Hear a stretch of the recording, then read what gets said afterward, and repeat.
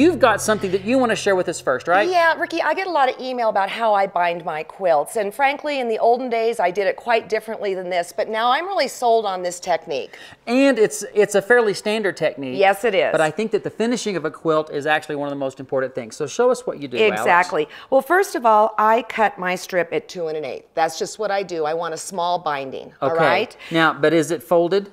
Well, yes, but we aren't there yet, okay? Okay, well, I like to get ahead of the game. I know. Well, first of all, let's say you've got a huge Gigano quilt and you've got a piece you're binding, right? Right. Okay, so what I do is I take one piece like this, the other piece like this, and I make it at a 90-degree. Right. All right, and then I simply sew across here. On the 45-degree angle. Exactly, and you know what? I don't agonize over it. Those are right sides together. Yes. And the tail of the other one is coming down towards you. Exactly. All right. And then what I'll do is I'll trim this, press it, and then I've got a nice little miter, okay? Right, so that you get your length. Exactly. Now, how long will your binding be? Well, it depends how big your quilt is. I'll probably measure all 4 sides and add another 20 inches. Okay, because you want extra. Exactly. Okay. So this is my beautiful quilt placemat sample that I've done. It's lovely. The fabrics especially. Well, thank you, Ricky You're Timms. welcome. They're your fabrics, aren't Yes, they? they are. So anyways, I've done a few corners, but what I'd like to show people is how I do a mitered corner quite easily. Okay. All right? All right. So what I'm going to do, and I'm going to get Erin in here. Why don't you come over my shoulder, Erin? Yeah, you can come right on around. Yes. This is all very detail oriented, so we want to show it as best we can. So what I'm going to do, Are you using a 1/4 inch seam? 1/4 inch seam, love my 1/4 inch foot. And you can see down here is the end of the quilt, or the corner, right? Right. I'm going to sew 1/4 up to that, and then I'm going to stop. And you know what? You're stopping a 1/4 inch from the edge. Yes. Is that what you're saying? And then I'm going to back stitch. Okay. Okay, then I'm going to pull it out from under the presser foot. Do you cut your threads at this point? No. Wow. This is why I probably don't win ribbons like you. No, but I mean, if it works, it works. I'm going to fold this back, fold it forward.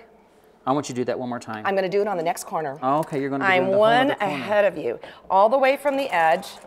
Oh, I hate that when that happens. Yeah, it just got Yeah. bunched up a bit. You know, I think people always like it when they see it happens to a trained professional. But the truth of the matter is, I always tell students that we do our worst work in front of the students, you know, because we're always in a hurry to get things done. And some people like to use a walking foot, and that's fine too. Just adjust your needle so that it's a 1/4 inch. So you stop a 1/4 inch from the edge? And actually on your little foot, if you have a Bernina foot, you've got a 1/4 inch marking right there. So I'm going to take that up to the edge, stop, And back stitch. And if your machine takes an extra stitch, you want to plan ahead. So I'm going to pull it out. I'm going to, Okay, do that slowly now. You're going to fold that up, 45-degree angle. and then I'm going to fold it like that. All right. And where do you start stitching? Right at the All edge? the way at the edge. Okay. And then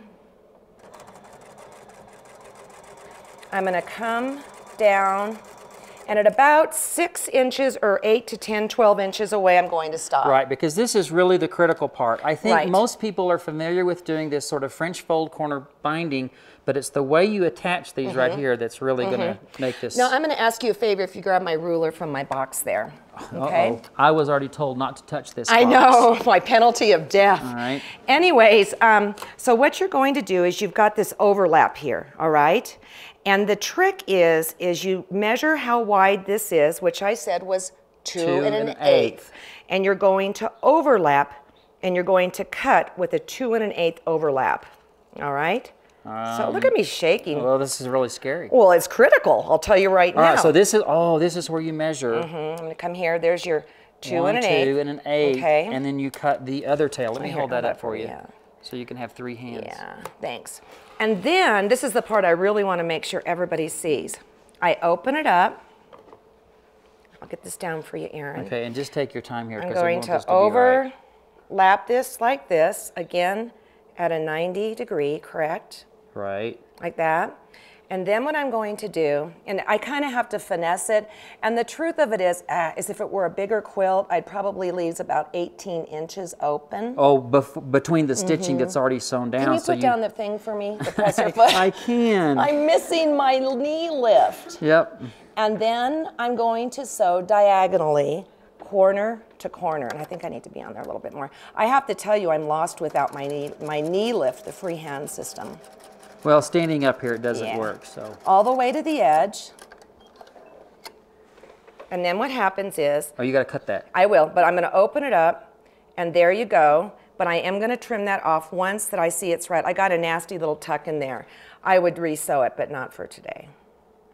But you know, that really, to make it fit together and finish off so Like that there. you've got a And diagonal then go, seam. and then sew again like that.